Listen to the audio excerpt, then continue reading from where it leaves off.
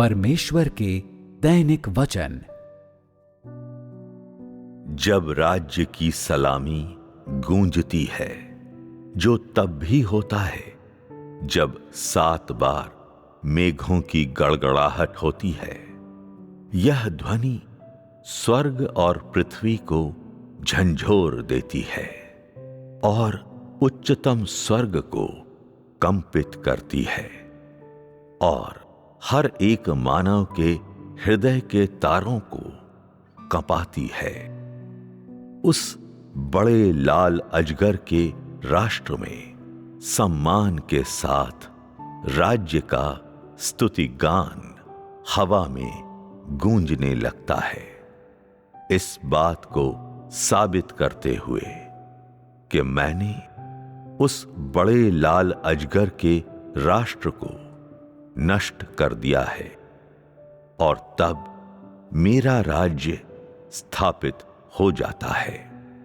उससे भी अधिक महत्वपूर्ण मेरा राज्य पृथ्वी पर स्थापित हो जाता है। इस समय मैं अपने स्वर्गदूतों को संसार के राष्ट्रों में भेजना प्रारंभ करता हूं, ताकि वे मेरे पुत्रों अर्थात मेरी प्रजा की चरवाही कर सकें।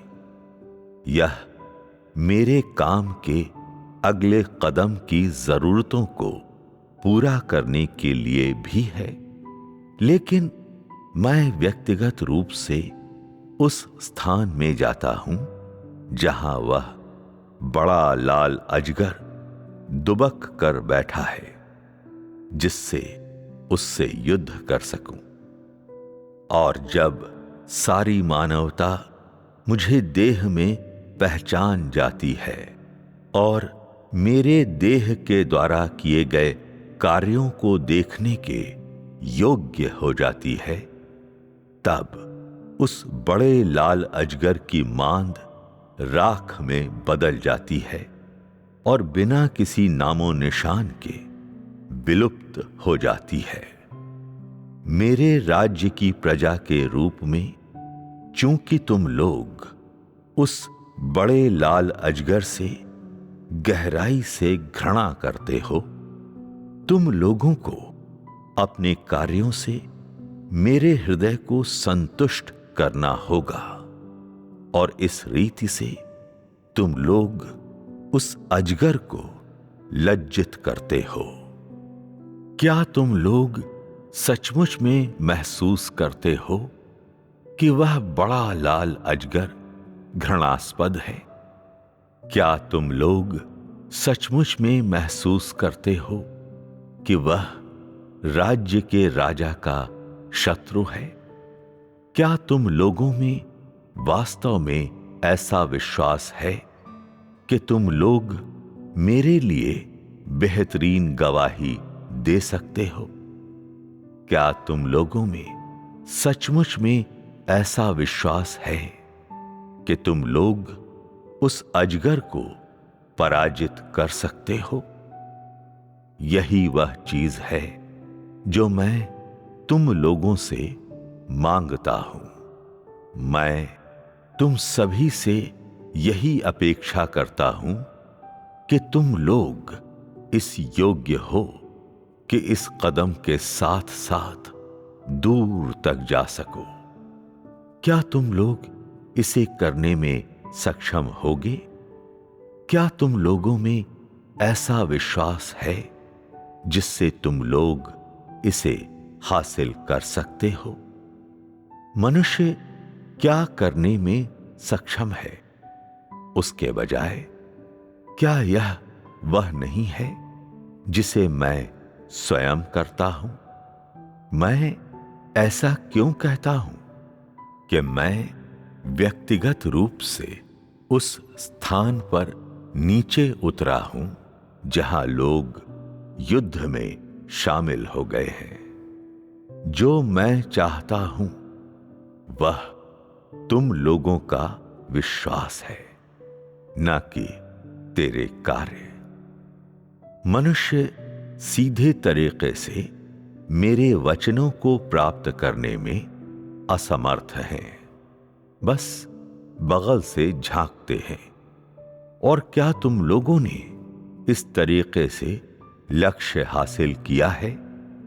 क्या तुम लोग इस तरीके से मुझे जान पाए हो?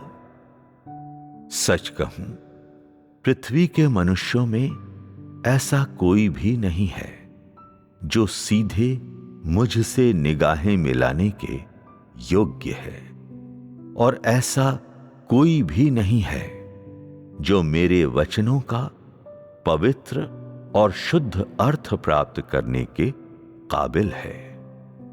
और इसलिए मैंने अपने लक्ष्य को हासिल करने के लिए और मनुष्यों के हृदयों में अपने सच्चे स्वरूप को स्थापित करने के लिए पृथ्वी पर इंजीनियरिंग के एक अभूतपूर्व साहसिक कार्य को गतिमान किया है। और इस तरह से मैं उस अवधि को समाप्त करता हूं जब धारणाएं मनुष्यों के ऊपर हावी हो जाती हैं।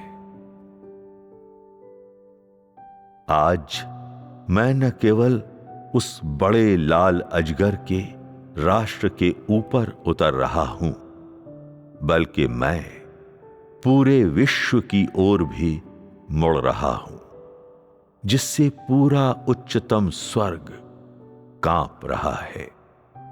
क्या ऐसा कोई स्थान है जो मेरे न्याय से होकर नहीं गुजरता है? क्या ऐसा कोई स्थान है जो उन विपत्तियों के अंतर्गत नहीं आता है जिसे मैं नीचे भेजता हूं? मैं जहां कहीं भी जाता हूं, वहां मैं हर प्रकार के विनाश के बीजों को छितरा देता हूं। यह एक तरीका है जिसके तहत मैं काम करता हूं, और यह निसंदेह मनुष्य के उद्धार का एक कार्य है। और जो मैं उसको देता हूं, वह अब भी एक प्रकार का प्रेम है। मैं चाहता हूं कि अधिक से अधिक लोग मेरे बारे में जानें, और ज्यादा से ज्यादा लोग मुझे देखने के योग्य हो सकें, और इस तरह से परमेश्वर का आदर करने के लिए आएं, जिसे उन्होंने इतने सालों से नहीं देखा है, लेकिन जो आज वास्तविक है। मैंने किस कारण संसार को बनाया था? मैंने किस कारण से, जब मानव जाति भ्रष्ट हो गया, उनका संपूर्ण विनाश नहीं किया था? किस कारण से पूरी मनुष्य जाति विपत्तियों के अधीन जीवन बिताती है? किस कारण से मैंने स्वयं देह धारण किया था? जब मैं अपना कार्य कर रहा हूं, तो मानवता उसका स्वाद जानता है, और न केवल उसका कड़वा स्वाद, बल्कि उसका मीठा स्वाद भी जानता है। इस संसार के लोगों में कौन मेरे अनुग्रह के भीतर नहीं रहता है? क्या मैंने मनुष्यों को भौतिक आशीषें प्रदान नहीं की हैं? कौन संसार की पर्याप्तता का आनंद उठा सकता है? निश्चित रूप से तुम लोगों को अपनी प्रजा के रूप में स्थान ग्रहण करने की अनुमति देना ही एकमात्र आशीष नहीं है। क्या ऐसा है? मान लो कि तुम लोग मेरी प्रजा नहीं हो, किंतु उसके बजाय कर्मचारी हो, तो क्या तुम लोग मेरी आशीषों के अंतर्गत नहीं जी रहे होते हो? तुम लोगों में से कोई भी उस स्थान की गहराई को नापने के योग्य नहीं है जहां से मेरे वचन निकलते हैं। मानवता उन नामों को संजो कर रखने से कहीं दूर जिन्हें मैंने तुम लोगों को प्रदान किया है। तुम में से बहुत से लोग कर्मचारी की अपनी उपाधि के अनुसार अपने अपने हृदयों में द्वेष पालकर रखते हो, और बहुत से लोग मेरी प्रजा की उपाधि के साथ अपने अपने हृदयों में प्रेम का पालन पोषण करते हो। मुझे मूर्ख बनाने की कोशिश करने की हिम्मत मत करो। मेरी आंखें सभी चीजों को देखती हैं और उन्हें भेदती हैं। तुम लोगों में से कौन स्वेच्छा से ग्रहण करता है, और तुम लोगों में से कौन संपूर्ण आज्ञाकारिता प्रदान करता है? यदि राज्य की सलामी नहीं गूंजती, तो क्या तुम लोग अंत तक सचमुच में आज्ञा मानने के योग्य हो पाते?